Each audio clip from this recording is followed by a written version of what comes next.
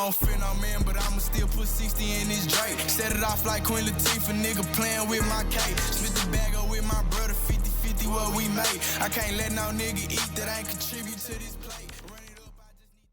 Welcome back, Pretty and Pride listeners. I'm your host, Kiki. And I'm your host, Ken. And we missed you while we were traipsing across Paris. And we missed podcasting. We were just talking about how it feels good to get back into the rhythm. So, Yeah. this is good.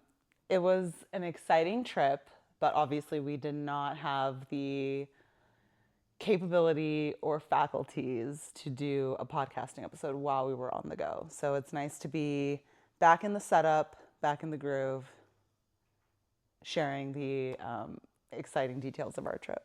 Yeah, I think we had really high hopes and aspirations for what we'd accomplish on this trip. And then on it, we were just enjoying being on vacation and seeing all of the sights. So yeah, there's a lot to talk about. We were in Paris for almost 7 days, just shy of 7 days. Mm-hmm. And we did a lot across the city, a lot of fun stuff.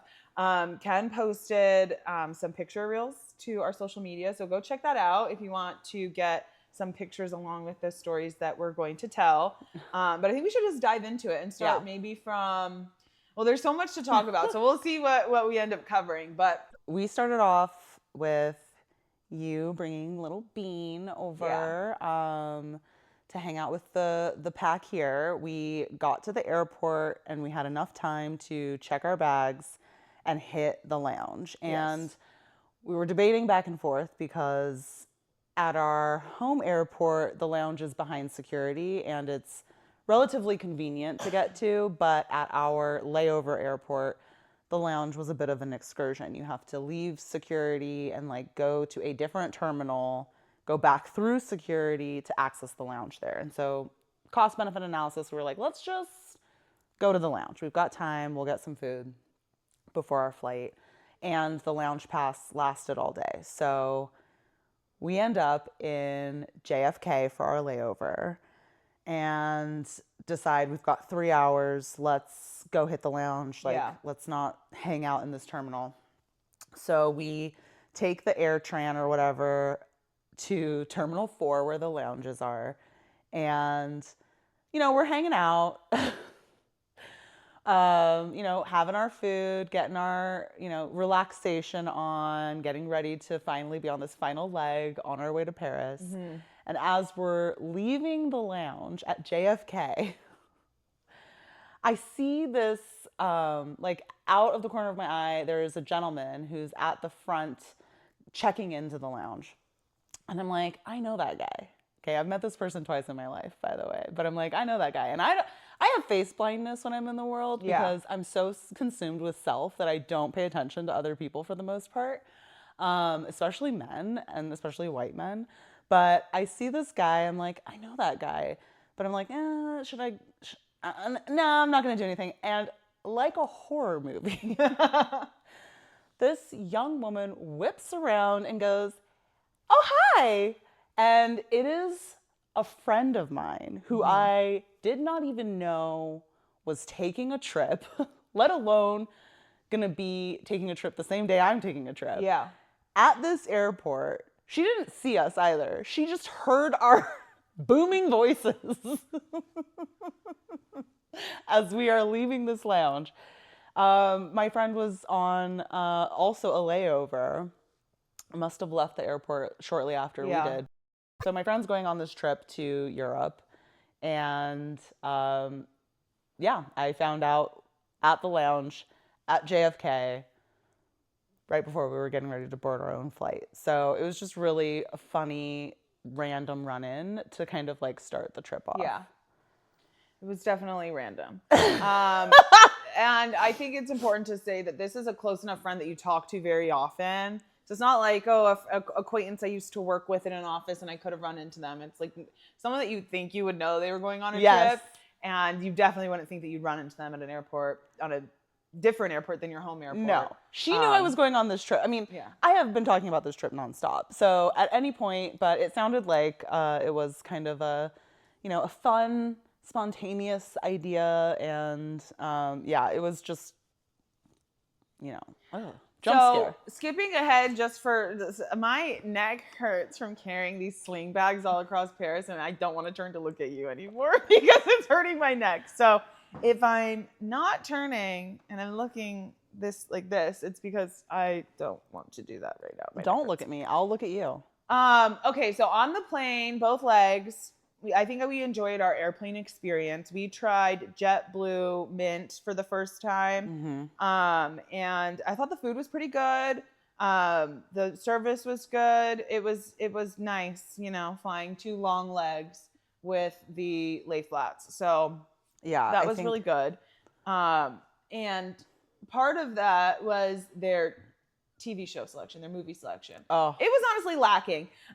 Because I feel like you should have, I've only done this one time, but they had every Disney movie. They had Mission Impossible. Like, I need real options. They had a very small selection.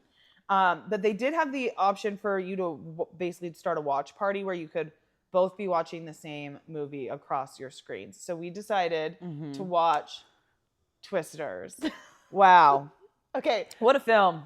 What a film. I love Glenn Powell. Like, he is a charismatic and charming lead actor. So I had never seen this film, but I was like, this should be a silly enough, fun action enough, good flick, time. which we love. Yeah. It was hands down. It was immediately, like, I'm talking about minute 1. We're texting each other on the plane because Daisy Edgar Jones's character's name is Kate, and I can't forget it because they said her name every 5 seconds in this movie. And immediately, spoiler alerts ahead. If you're watching it, you're Spoiler of this remake film. Well, yeah, people don't watch stuff for 10 years and then get mad. So I'm going to go into some of the details. She has a boyfriend at the beginning, and I mean, a minute in, you're like, he's dead. He's dead dying for sure. Yeah. And that did come true. So, but yeah, it was really weird the way they said her name. Now, Daisy Edgar Jones has a terrible accent in this movie. She's supposed to be from Oklahoma, so she's doing some English Southern accent that it's very rough. But one of the funniest parts of the movie is that when she meets Glenn Powell's character, she's still talking with this Oklahoma-ish accent, and she tells him she's from New York.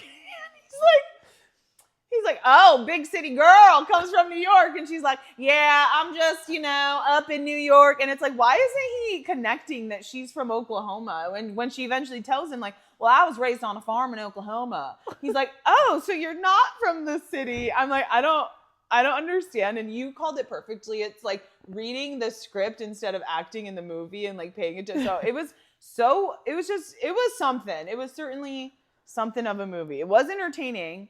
Because it was ridiculous. It was so ridiculous. I mean, the original film with Bill Paxton and Helen Hunt, I remember like the Pepsi cans that she created with like this idea of like, they want to know what's happening inside of the eye of the storm. Yeah. This remake is under the presumption that they're going to release like gases and chemicals to then stop a tornado. Yeah. And it was just like, it's just ridiculous. At some point they're like, we need to make it rain inside this tornado. And so, yes, it was so absurd, so ridiculous. There were so many plot points where it's like they've turned tornado storm chasing into like a sporting event where they have groupies that are following them around as they follow storms around. It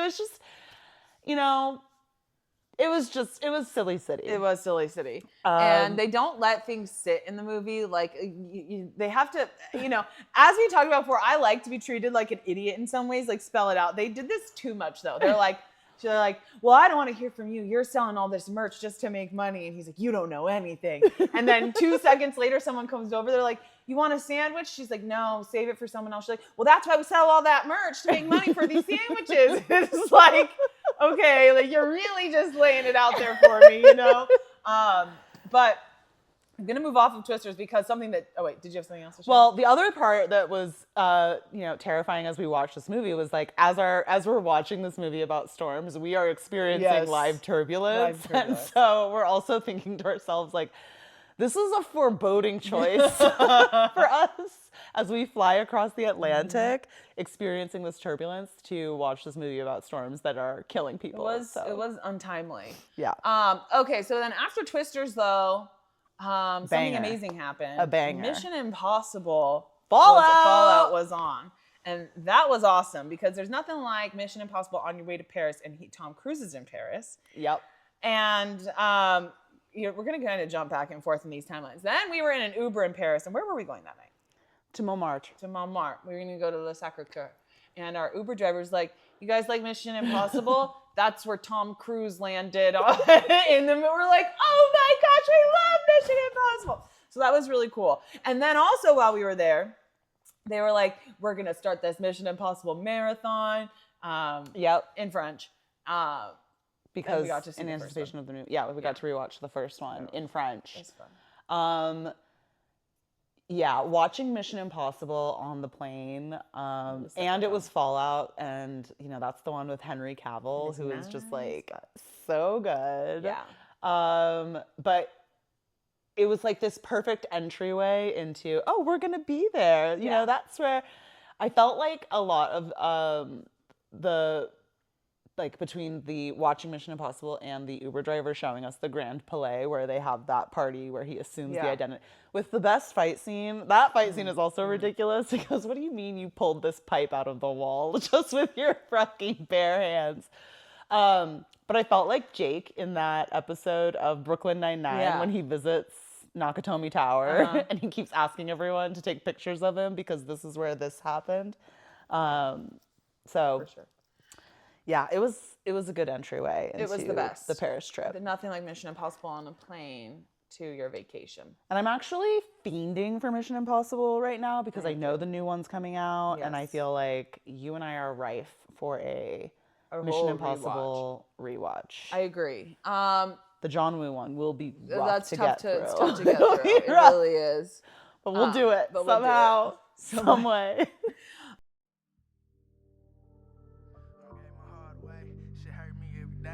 On my knees, pray. I'm trying to find another way. I gotta get up out this jungle, niggas killing just to eat. Them lies ain't playing fair, so it's been getting. I don't give my heart away. This shit hurt me every day. I get on my knees and pray. I'm trying to find another way. Let's get into our itinerary. Okay. So day 0, we'll call it. We land in Paris about noon. Our hotel room's not ready, so that was something. I mean, at this point we've been in our clothes for 24 hours. We did. Wash our face. I brought skincare for us so that we could, freshen up at JFK. So thank God for that. But because our room wasn't ready, we did have the chance to go to Jardin du Luxembourg, which was magical, but maybe would have been more magical if we weren't so tired from the plane ride. But I really enjoyed sitting there, enjoying the sights of the Jardin. I had the same impression that I had when I first went to Paris, which is that it is a city that invites, welcomes, and encourages people to be out in the city, enjoying pieces of the city. No hostile architecture was seen in our trip of Paris. It's like they have all of these chairs set up around that you can pick up and move around and put where you want, and they're all over. There's a seat for everyone. People are walking. They're playing in this, and it's like the middle of the week, and they're just living the dream over there. They're like, I don't know what they were doing, like eating baguettes and sitting in the park, and it was very magical. And it's all open. Like there's not even like the Louvre gardens. Like anytime I have walked around, it's like everything is accessible and open. There's not fees to enter. There's not like chained up tables and chairs because they don't want you to like take things. Like I feel like the city just really invites and welcomes its tourists, its residents, its citizens to enjoy being out and about. And so it was a nice opportunity for us to kind of relax and walk around and just kind of see the little cute neighborhood. I didn't get to go to Jardin du Luxembourg when I was there last time, so I was really excited to go. And it fit in, I think, perfectly into our itinerary for day zero. And then that night we went on a dinner cruise on the Seine, which was so freaking amazing. Seeing the Tour Eiffel lit up from like behind us and, boating past it. and the Statue of Liberty's twin sister. Like there's just so many cool things about it. It was just a perfect night. And that food was some of the best food I think that we've had. Like it was top notch for the trip as well. It was freaking delicious on that. It's a really fun, like that's a touristy trap type thing that I feel anyone who's visiting Paris should do, because especially for like, we were sitting next to this couple and it was their last night in Paris. So that's the activity they chose to do for their last night. But it was our first night in Paris, which is like, I think as an entry point is like, you've traveled all day. We get to sit on this boat, relax. We get to see like, this is what the Louvre looks like at night. And this is what these, you know, it's sun is setting and, you know, the nighttime is coming. And so it's like this nice relaxation point, I think, to kind of like low key intro you. And I found like, the people there are really nice, and it's cool to connect with other tourists that are like excited to see the things that you're excited to see. So yeah, I thought it was a fun activity.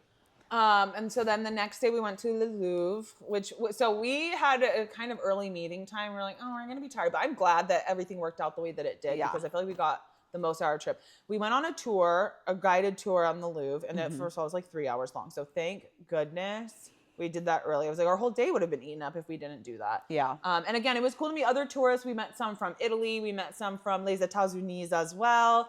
And Vancouver, Washington. Had no idea. Really weird, really odd.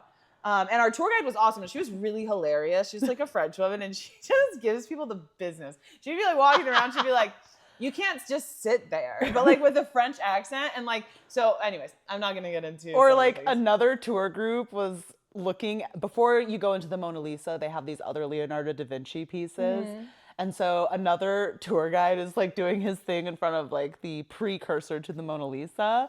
And he's taking a long time. So as she's in our ear, like, you know, hopefully this group will move. And then they finally do move. And she's like, oh, finally. And so he was giving a whole class over here. So she was really funny. Great experience with her. And like the Louvre is so big that it was really nice to have like just specific things that they were showing us.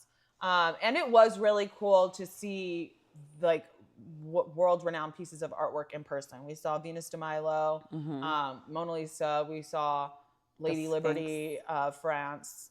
Whatever that one's called. We saw, we saw all sorts of artwork. It was really cool. They really focused in on the French and the Greek on that tour, which is fine. But there's so much more to see. We would have really liked to see the Egyptian exhibits.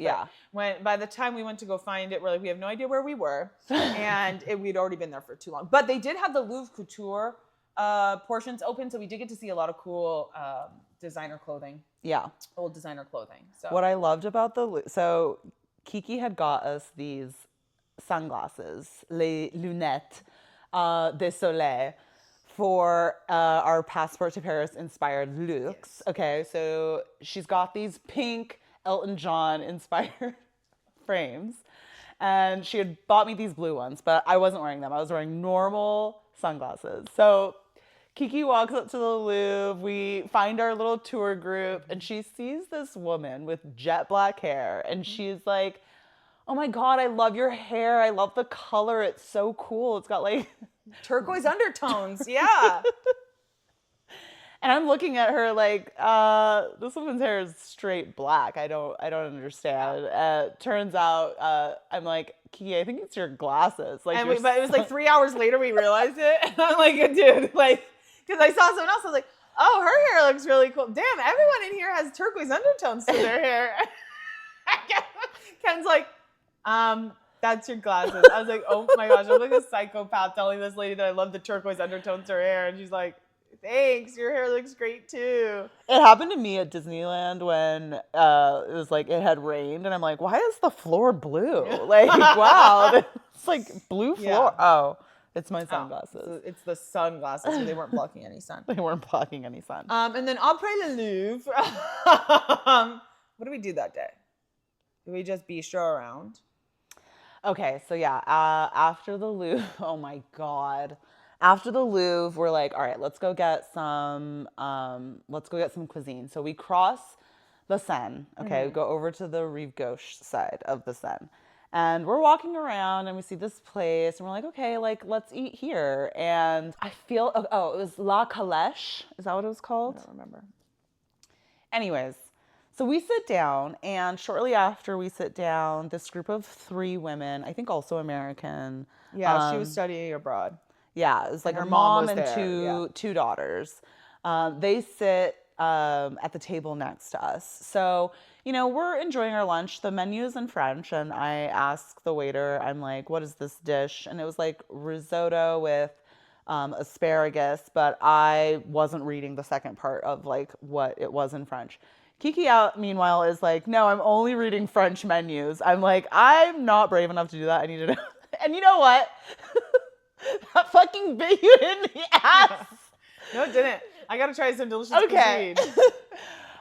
So the waiter's being a fucking dick to me. He's like, you don't know what risotto is? I'm like, bitch, do I look like I don't know what a risotto is? And the risotto was not that good. It wasn't that good. It was a little watery. I mean, it was cheesy risotto, so I definitely made do with it. But it was whatever. The best risotto I've ever had. The point of this restaurant was that I got to watch, because Kiki's back was to this group, whereas I was looking directly at this group of, good-looking young women and their mom, basically like flirt with this waiter and like also watch this waiter kind of fall in love with this lady, and like they left, and I think he was like mumbling to himself, like all upset that his love was lost and that he didn't take the risk, and I don't know, but it was really awkward and weird. At some point he was talking about how he owned this restaurant, and it's like, yeah, he was a delusional man because he's working at a restaurant, a different restaurant. These ladies bring up a restaurant that's not the restaurant we're at, and he goes, oh yes, I own that restaurant. Why are you working as a waiter at one restaurant when you own another restaurant? Maybe your restaurant would be successful. I thought he was talking about the restaurant we were at. I thought he was talking about a completely different restaurant. I will say they brought up Emily in Paris. They did and bring I up knew Emily immediately. in Paris. I was like, ugh, no. Yeah. So, but the food was okay. It was a light lunch, which I feel like served us, because then we went to the Sacré-Cœur, but we went kind of late and it was closed. So we didn't get to see it, but that was fine. But we moseyed our way down the street. It was really cool that we didn't have like reservations we only made reservations at one point while we were there. And so it really allowed us to like walk the street and just vibe with where we wanted to eat. And that was the night that we decided every meal we're gonna order a little dessert. And we kept that promise until the last night. And but it was really, all the food was delicious, I feel like, throughout, and that was no exception. And that's when our Uber driver showed us the Grand Palais and was like, this is where Tom Cruise landed. He took us to the Sacré-Cœur. So he was a funny guy. He said, can I smoke in this car? We said, okay. And then he rolls a cigarette. Okay. He pulls out a paper, starts sprinkling tobacco in it while he's driving. I'm like, okay, this is a little more intense. And then that cigarette seemed to last for a really long time. I was like, wow, like this is insane. Like, okay. But Jean, shout out to you. You were a great Uber driver, and you showed us all the sites with Mission Impossible. So. C'est le printemps pour Paris. Okay, that's the other thing. So Ken and I, first of all, we love Archer, and there's this episode where like they're going to Monaco for the Grand Prix, and every time something happens, like Lana's like, but we booked these rooms a month ago, and the front desk guy's like, c'est le Grand Prix. Like, that's an excuse for everything that goes wrong, like that she complains about. And so Ken and I came up with the saying of c'est le printemps in Paris. Anytime we we were overeating, we're like, well, that's springtime in Paris. And it was just so funny, like using that at literally any inconvenience, over convenience, it didn't matter. We were always saying that. We were always saying that. So I think after our meal and heading back to the hotel, this is also where we discovered that our hotel did not have many things, but it did not have entertainment in English. Oh, yes. It was solely in French. And I forgot.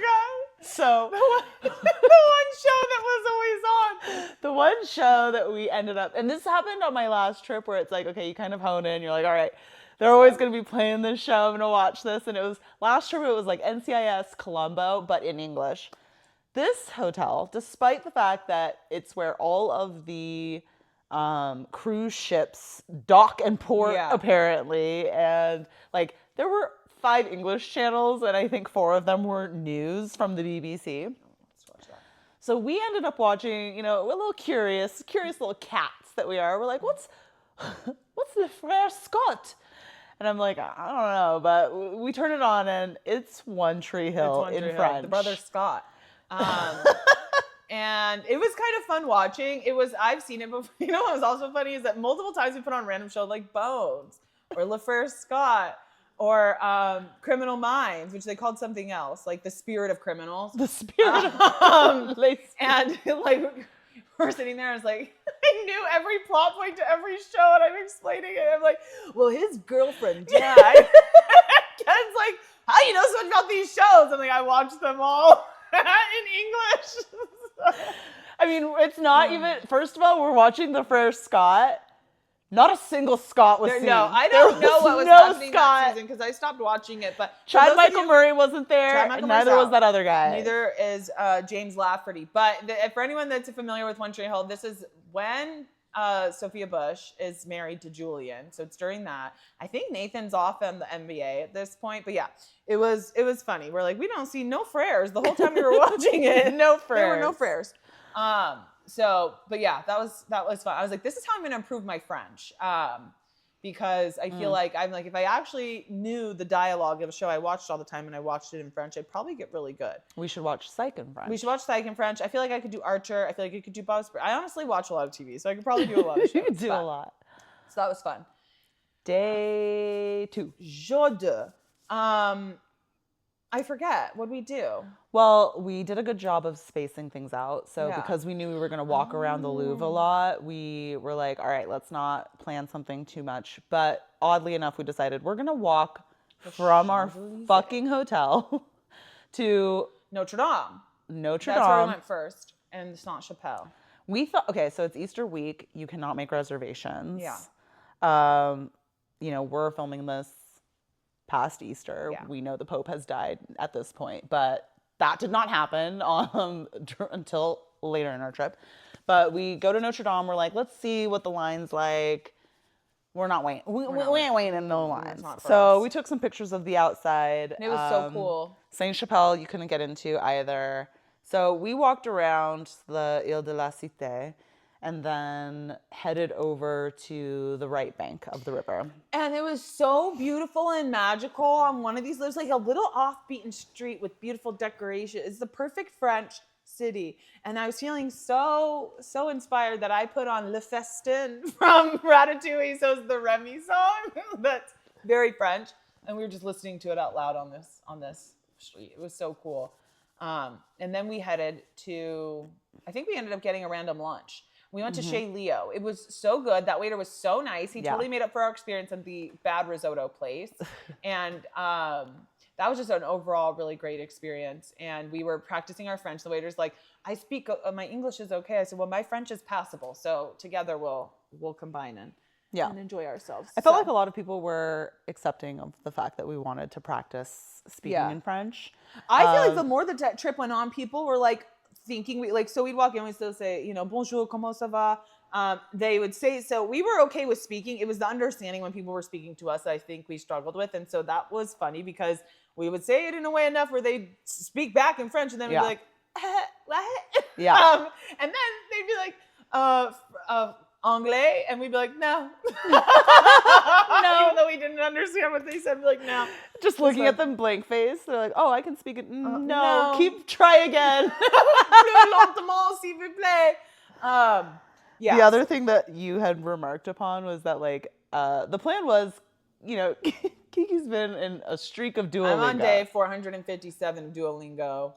And I do a podcast every day in French to really try to get there. So I told Ken before we got out there, I said, I'm going to want to speak almost exclusively in French. And she's like, I'm not doing that. I'm not doing that at all. Blah, blah, blah. We get there. I'm like trigger shy and she's like trigger happy. I'm like, I don't know. Like I'm scared, to try. And she's like, bonjour, je parle français. And I'm like, okay, you're kind of taking the wind out of my sails right now. Like I wanted to be the one to order in French, So that was funny. Yeah. So Chez Leo, very good. good. Loved that place. It was one of those places where we're just like, okay, we're walking. We walk by it. It has the craziest tables that I've ever seen. It was like some show being advertised. Yeah. And then we end up in this garden and we're like, okay, where should we go? Like, we don't know. We're not really sure. We're too far away from the Champs-Élysées. We're not walking all the way there. But we looked it up and it was like, oh, it's that place with the crazy tables. Yeah, let's go eat there. They weren't even open, but they were so nice. They were like, nice. Yeah, come on, sit down, hang out. So we end up eating there. We go to the Champs-Élysées. We see the Arc de Triomphe. Yep. Then we go shopping on the Champs. And c'est le printemps C'est le printemps was Paris, born It was not in budget, but très cher, mais we. Anyways. Yeah, we had a good time. We had a great time. And then we went from the Champs to a different store off the Champs that I decided I needed to get something at. So we go to Parfum de Marly because we like that perfumery. And I had been obsessed with their Oriana fragrance. I had it in a sample. I thought it smelled so nice, so mature. So we walk into the store. We spray it. I'm like, that doesn't smell like it. That doesn't smell like it at all. That smells stupid. And I was like, I don't like that. So then the guy to the sales associate. I was like, it's not that it's bad. It's just not that I expected. Like, this smells like, I don't know, something a fourth grader would wear. And I was looking for something that, it was a little more mature. He's like, well, maybe it's on your, we'll try it on your skin. I personally don't have a lot of fragrances like change when they hit my skin. They just smell the same. So he tries on my skin. I'm like, no, that wasn't it. It smells the same. Anyways. Fine, save me 500 euro or whatever it is. And we walk out, we get into the street. I'm like, that is the smell I was looking for. I was wrong. And then Ken's so sweet. She's like, okay, well, maybe it's because of the air and there was so much perfumes in the air after she got over her annoyance of like, you're a psychopath. But anyways, didn't buy that. Yeah, saved yourself. Saved myself. And saved ourselves when we went to Cliglaire, which we'll talk about later. Yeah. Oh, yeah. We were like, let's try Indian food. Oh, my God. Another crazy experience. Let's try Indian food in France. So we go to this Indian restaurant. It's raining a little bit. Fine. We're sitting next to, I don't know what this table of men were doing, but it was, they were palling around town, I guess. And it was raining, so it was annoying because they were kind of close to us and they were like shaking off their bike helmets or whatever. But we order, I think, a normal amount for how much we love Indian food. We got 2 naans to share. And we each got an entree. We got biryani and butter chicken. And this biryani isn't even as big as the portions usually in the United States. So I was like, this is fine. But we didn't eat all of it because we didn't want to. But we ordered every dessert on the menu. Because there's 4 desserts and I wanted to try them all. That's fine. Okay, so I don't know what the cops were outside. Something was happening. Maybe they were just ordering food. The waiter didn't seem to like us. Fine. So I said, I want... every time I tried to speak French to him, he acted like he didn't understand me. I was like, look, I know I don't speak the perfect amount of French, but you understand what I mean by chaque dessert, every dessert. Like, all 4, tout quatre, like, so he's like, okay, tell me why. He brings out, now imagine there's a picture of a square cake, okay? It was one of the desserts, a square gâteau. And what he does is he brings us a triangle that's clearly, he cut this cake in half. He brings us one singular donut hole to share. I'm like, so he basically quartered all of these desserts for us and was like, you can't try all of that. You can try all of them, but you can't get a full one of each of them. I'm like, what the hell just happened? Why?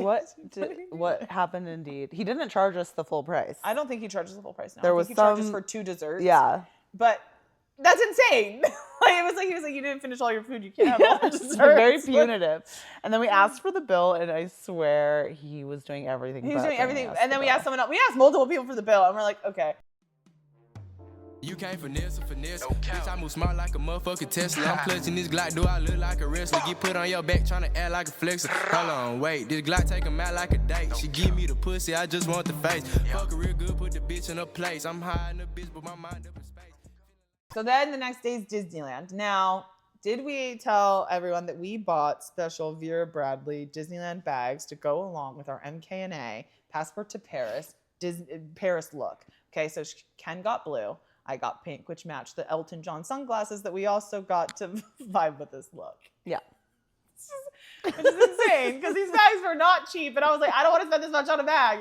And then, what you tell yourself is, oh, I'll use it again. And then we go to Disney and we're like, we'll never use this bag again. Next time we're going to want a different vibe cute bag. So, and as you mentioned earlier, we were operating, like every bag that I brought with me to Paris was a sling over my shoulder, single shoulder bag. By the time we're at Disneyland, it's like my shoulder fucking hurts. I don't know why. It's like there wasn't that much stuff in our packs. I mean, these are tiny bags, but it's, like, I'm like, I need to 2-strap it, okay? Yeah. 21 Jump Street style, because I'm not doing this single strap. Like, hurts. my shoulder was killing. I had to switch sides. I was like, this is just too much. The bags were really cute. Disneyland was super cute. But we took the metro to Disneyland, which was cool. We're like city girls. It was really cool. Les Sons de Vie. And we got there okay. We got there shortly after opening. The campus is beautiful. Like, I feel like you could really take in all of the like sights that you're seeing, the way that they've decorated it. Even the rides, they really just have the effervescence of the movie that they're showing. First ride was Pirates, which we did a fast pass for. Okay, so here's where we really got into it. The fast pass was an extra 190 euro a person. So that's like 380 euro. And I was like, that's kind of a lot of money when we've already spent 400 plus on these tickets.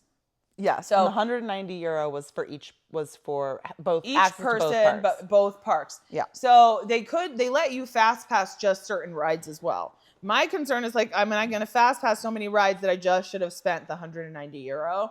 But I feel like we found a good mix of fast passing and waiting in line, which we wouldn't wait for more than 30 minutes. Yeah. Now, some of the problems came where when we fast passed like Buzz Lightyear's ride. That was a waste of money. Peter Pan was like 23 euro a person, $50, and that ride was not thrilling. Okay. So I was like, okay. So I started to get in my head about that. But some of them were good. Indiana Jones was great. Yeah. But what was really weird about the fast pass system is most of the rides, like you go in a separate entrance and then everyone that's queued up, you just merge in with them. No one's guarding you. You're just like basically cutting everyone in line that's been waiting for an hour. And you're just like, you just go in. And I mean, with so many cultures coming together in one park, I was a little concerned, but no problem. It's like so European in a way because it's like that can never happen in the US. Yeah. Like you need someone who's at that entry point to be like stopping the other queue to let you in and like definitively be the rule keepers, because our culture is just so individualistic, whereas like most people are very thoughtful and courteous, I guess. Yeah. In other places, like people will say like, excuse me, or like, like they're not going to make a big fuss. I feel like when something happens, like they're just very conscious that way. So true. So, but it was very odd because it was like, all right, thanks for waiting 90 minutes, guys. We're just going to kind of we tried our first crepe there, which we ended up getting some later, thankfully, but they were really good actually. And that set the wrong tone for the rest of the day because it was very easy to get this crepe and it was very delicious. And then somewhere along the line, every single place for food, the bathroom just was the lines were so long. And I never experienced that at the other Disney places I've been. Like it feels like if there's a cart and there's a line, just go to the next cart over. Mm-hmm. But it wasn't like that. Every cart didn't mimic each other. And there weren't a lot of different food carts, it didn't feel like. So we waited, I'm not kidding, 40 minutes for a Croque McQueen. That so bad. Was not good. That was not good. Abominable. And Ken had gotten us into Bistro Chez Remy, which had been out of reservations, but she's like, let's just ask. And they were like, yeah, you can come back at 3:45. So it was like really bumping up to the time of our lunch, but we really needed to eat something. Yeah. And it took effing forever. We did ride the Ratatouille right there. It was not good. We didn't like that. It was virtual reality. And as Ken says, I don't want my mind to think I'm on a ride. I want my body to think I'm on a ride. And then I'm like, yeah. And also in this ride, they're making you be the rat. I don't want to be a rat.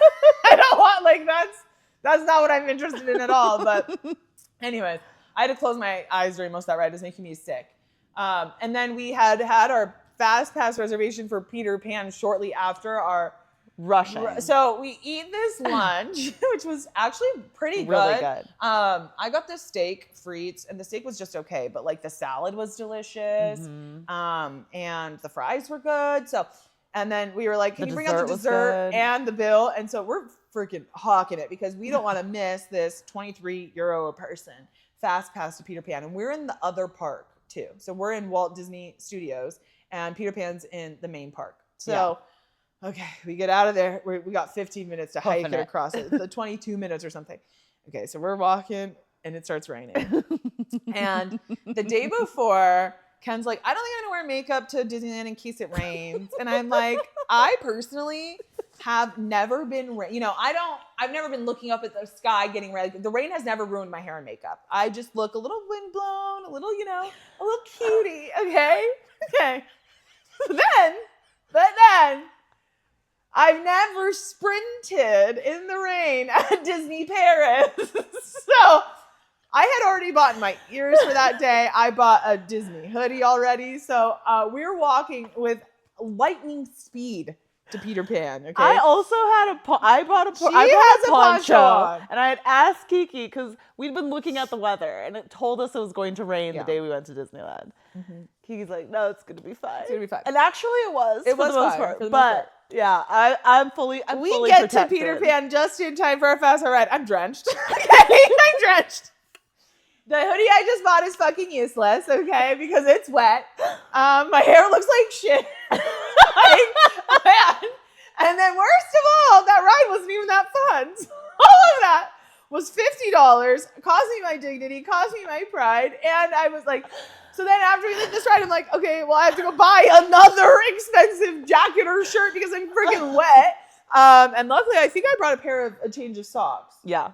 Did I? Yes. I'm smart. I'm really smart. We did and that. So we go and we find the cutest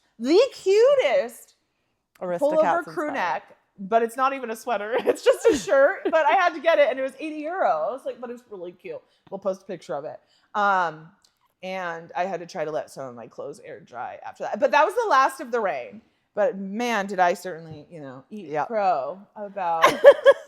I've never been impacted by the rain. I just get a little dewy on my skin. We're fine. And we did work off that lunch pretty quickly as we sprinted across the park. And the best part, no, not the best part. The other part was that we had a reservation back at Walt Disney Studios after that. So we go back. Go back to that park. Yeah. But overall, I thought the rides were really fun. We did Crush's Coaster, which was fun. Yeah. There was another one over at Walt Disney Studios that I thought maybe that's the one we had the reservation for, Crush's Coaster. The Avengers? We did the Avengers, that was pretty fun actually. That knocked you back. Yeah. Because it was the Iron Man one. I can't stand those. We had to go over there and yell at Iron Man. They tell you, they give you so much background as to why you're on this ride and what your goal is to be on this ride. I'm like, I don't give a shit about any of this. Like, put me on the ride. I'm not fighting. Anyways, it's just to distract you. It's a scam. Yeah. So. Don't feel too bad that you've been waiting for an hour to ride this ride. Yeah. And then finally, when it's time to leave, Ken goes, remember those things I saw at the very beginning of the day in one of those stores over at the other park? I actually do want that. I'm fucking done right now. Okay. So we traipse back. We get her bucket hat, which is really cute. And she gets another hat, which is also really cute. Mm-hmm. And then we make it back to l'hotel. Yep. And we're so hungry. Well, I don't even know if we're hungry, but it's like we need to eat something. Yeah, we know we need to eat, but our feet, our bodies, like we're just so exhausted. We've been walking a lot. So we're like, all right, we're going to order room service. Okay, so the hotel has this issue, a few issues. One, they're doing all of this renovation work in Paris for like sidewalks to make Paris like a lot more walkable and stuff. So in front of the hotel is a fucking war zone. Construction. Yeah.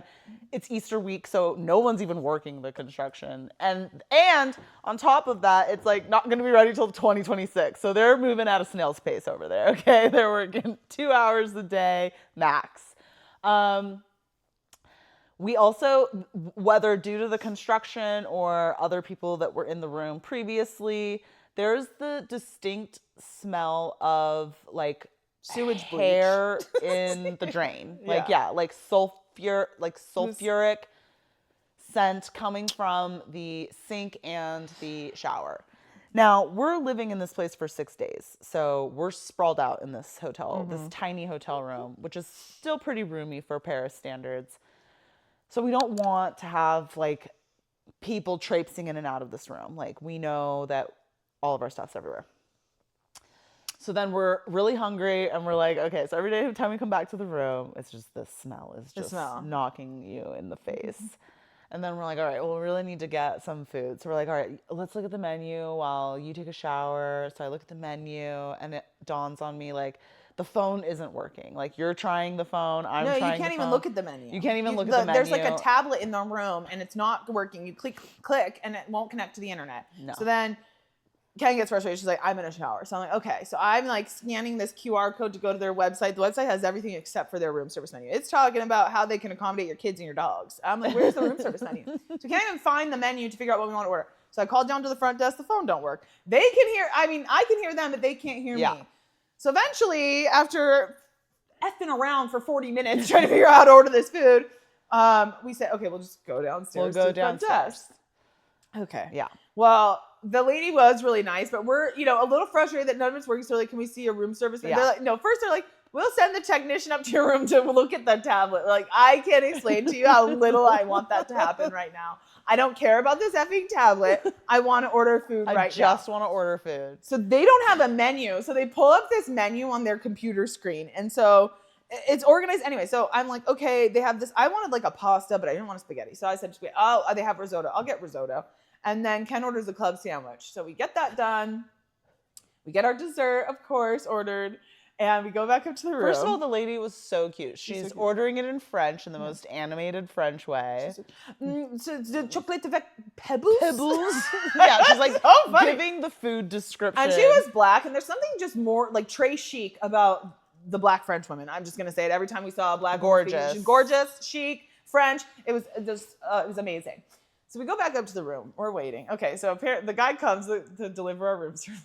And he's like, we tried to call. No. Before that, Kiki goes, I didn't really look at that menu, but I don't think I ordered anything with fish. Yeah, because I can't eat seafood because I have something with iodine. I can't eat iodine. So Kiki does not eat seafood, but she is like, the menu's in French. Yeah. Kiki's determined that everything is ordered in French. And she says to her, she's like, as long as nothing has seafood in it, I think we're good. We're good. And I'm like, no, why would anyone put seafood in a risotto? Yeah, except for scallops. So the guy comes up and he's like, we tried to call, but your phone's not working. Yeah, we know that. They didn't have the club sandwich anymore. So I opened the door. Pissed. I'm looking at this table. I said, hey, Ken. They didn't have your club sandwich, so you need to order something else. And honestly, you're going to be pissed when you see the risotto because I messed up. It's a plate of red tomato risotto, and then there's a big-ass octopus leg on it. I messed up on this order. So then Ken's like, okay. So she orders a side of fries, and we're looking at these pizzas, I guess. And she's like, because some of the stuff we do know French, but it doesn't translate. Like, I think we had like thon cuit or something, or mon cuit, and that's tuna. I would have never guessed that. Yeah. So ton me. So she's looking, and she's like, okay, well, what about this? No beef. Ken doesn't eat beef. She orders this pizza. Okay. It's like pizza mozzata, and I was like, what is that? Like is it mozzarella? Like, what are we and talking mind you, about? while they speak English, they don't know. They're trying to help too. So he's like, And again, we can't see the menu that actually has the full thing. So I'm looking on this man's tablet, which is literally just the high level item selection of things. Okay, it's like pizza margherita. It's not like giving me a full description. She's like, is there anything on it? So, okay, so we have this risotto with octopus leg, which actually I did taste the octopus. It was pretty good. It looked really good. It looked really good. Yeah. It smelled good. It tasted good. And then we ate our dessert because that's what we had. Yeah. And some bread avec beurre. And so he comes back up with this pizza. The fries are good. The pizza is... He tells me that this is a ham and cheese pizza. A ham and cheese pizza. I'm thinking, okay. You guys will never guess what's on this pizza. It is like a white sauce, maybe. You can't tell because it is just heaped with ricotta. There's so much ricotta on this pizza. And Deli ham. Deli sliced ham. And then peanuts sprinkled on the top. So peanuts. But it's so much ricotta that it's just dripping off of the pizza. And so I don't remember what you said. She was like, I don't even know how we would describe this. I'm like, this ricotta peanut ham pizza. Like, I actually thought it was pretty good. It was a travesty, but I mean, the crust was nice, and I like ricotta, so. It was, for something. ingredients I would never put on a pizza, it was edible. It was definitely edible. It was good. So guys, try it. Ricotta, peanut, deli ham, pizza. Yeah. Yummy. That was a fun night.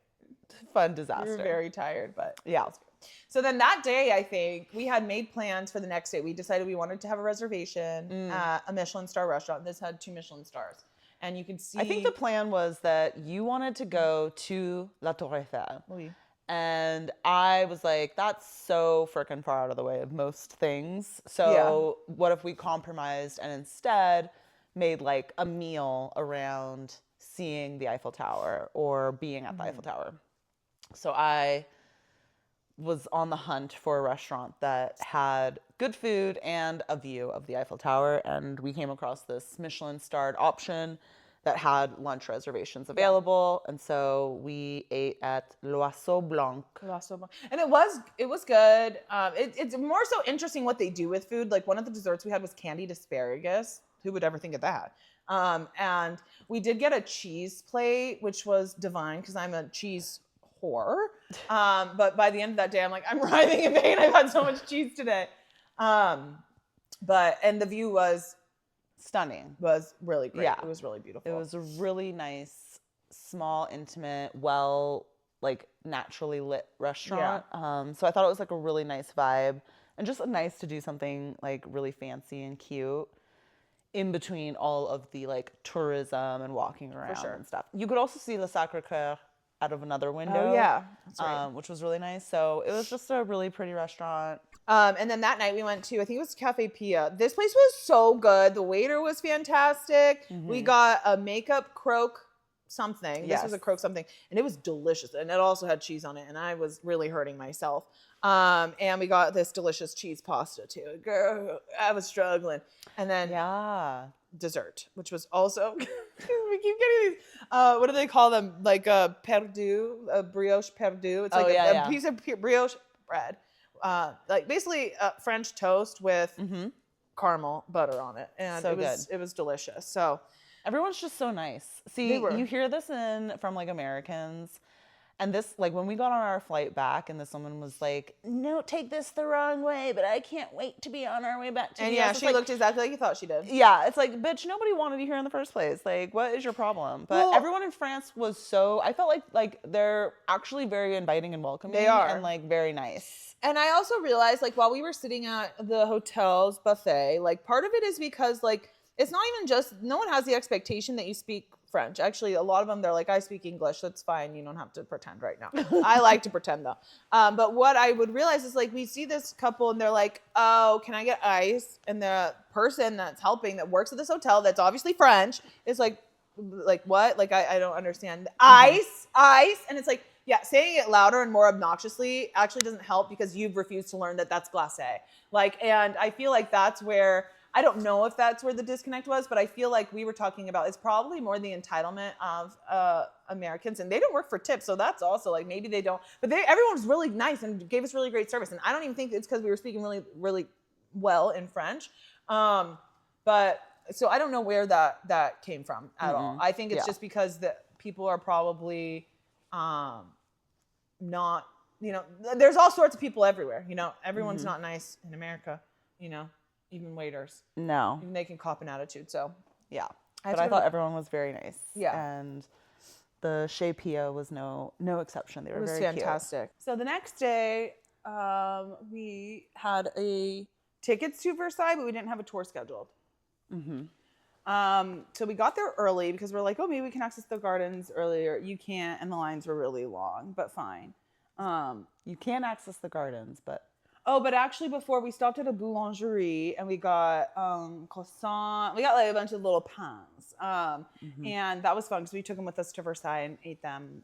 One, while we were waiting in line, and two, when we got finally to the gardens. So touring Versailles was cool. By this time, my bones were aching.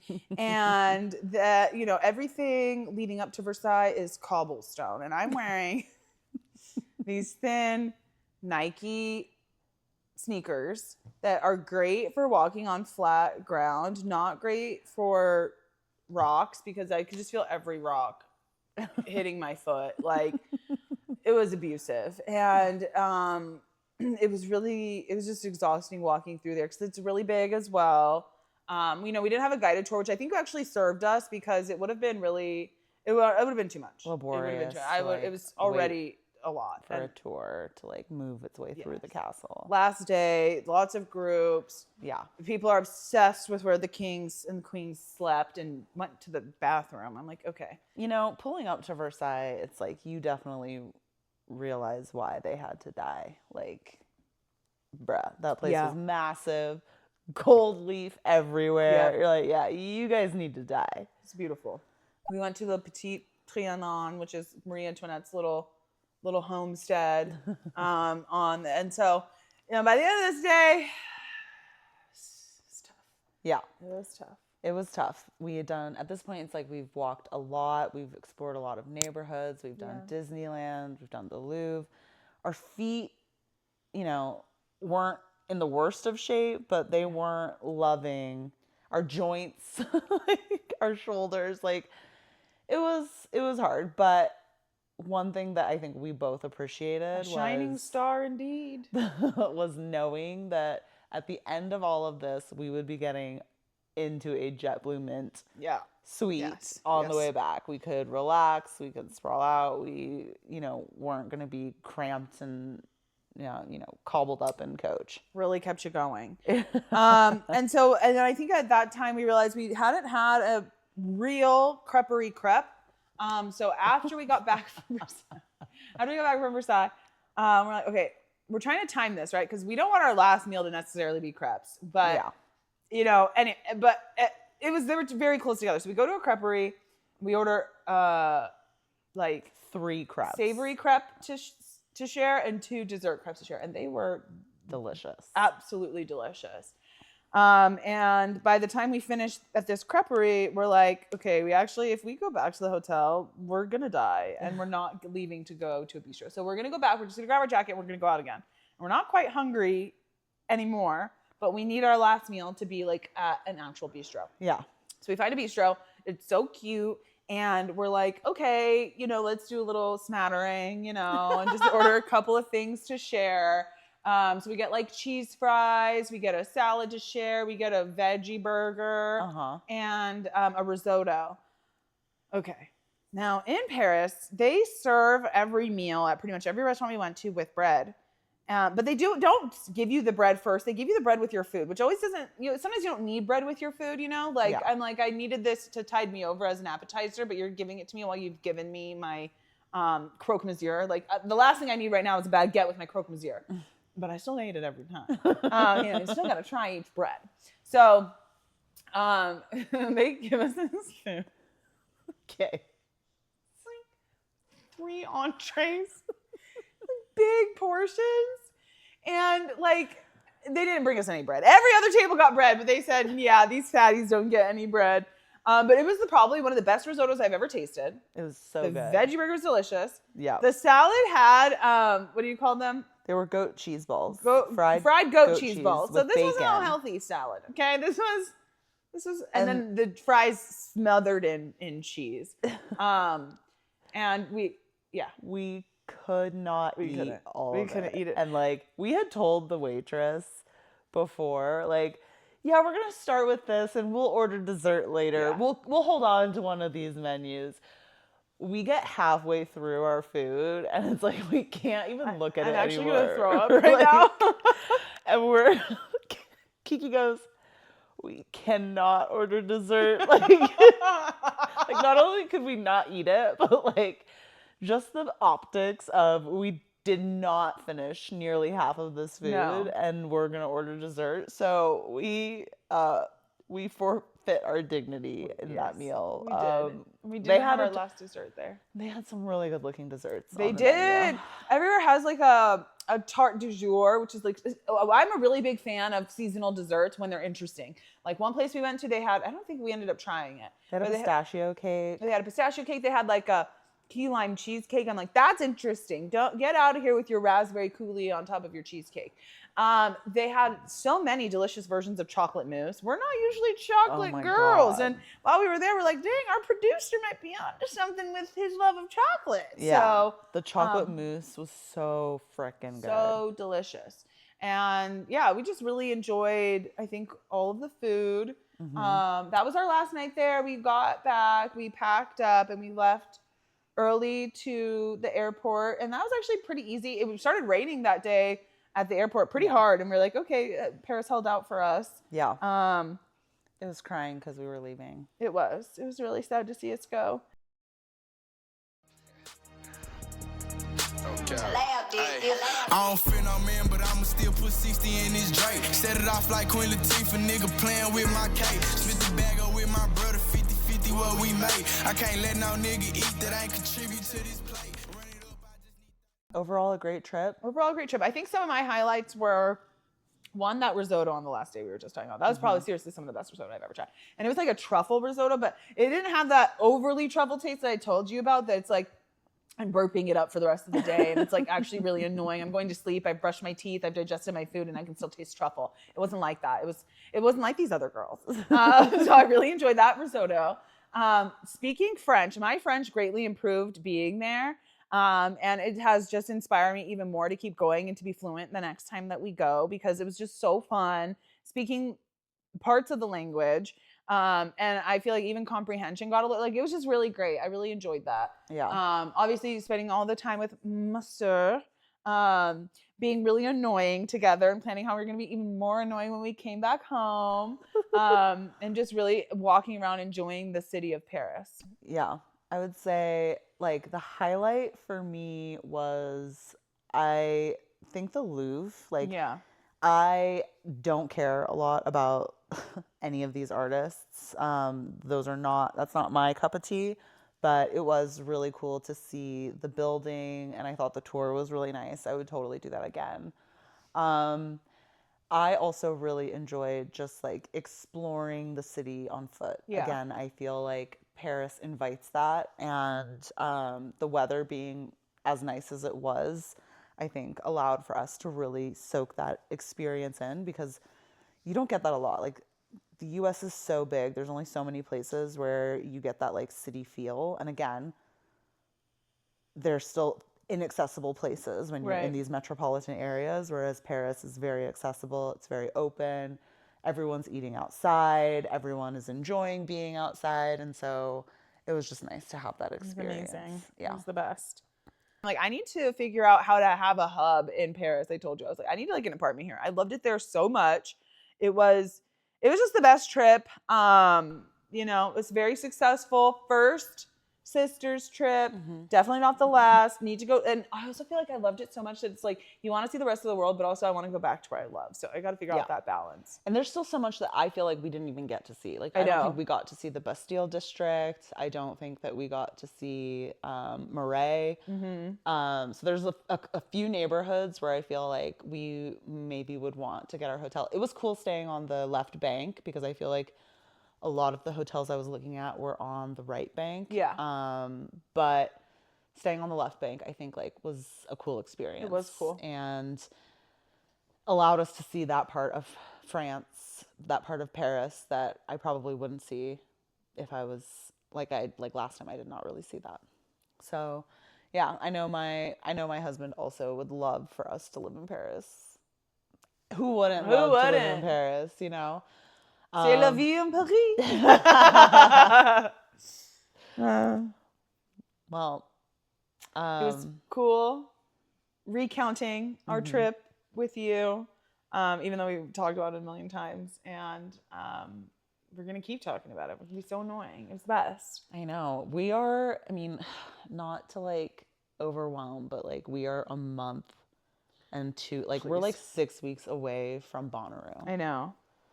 Like I hope my shoulder heals by then because we are 6 weeks away from going camping in the hottest of environments. Why are you saying it like that? You know you already don't want to go that much. Like, bro, I'm freaking terrified. We're gonna have so much fun. My friend sent a link about making flower crowns.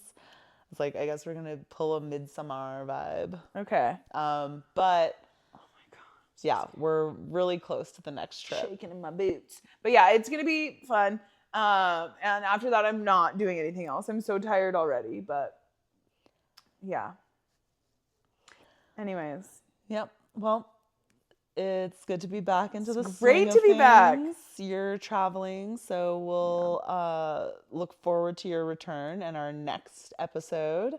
I think what I would like to do is there's a couple of things. One, Sinners has recently come out, and I feel like we need to see it.